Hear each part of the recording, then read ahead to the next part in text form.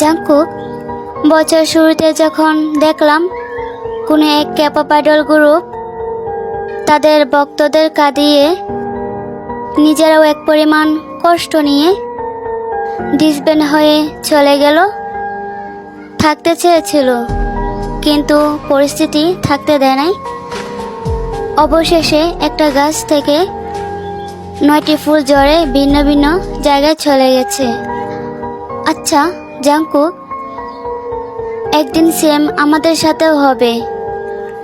হারিয়ে ফেলবো আমাদের 7 রাজাকে। নীরবতা অর্জন করবে আর্মি ফ্যান্ডম। ভেঙে পড়বে প্রতিটা আর্মি। আপনাদের হারানোর পর আমি কেমন আছি তখন কেউ না বলতে পারলেও ঠিকই প্রতিবেশীরা বলবে। একটা হাসি খুশি মেয়ে আজ জীবনটা লাশ হয়ে আছে।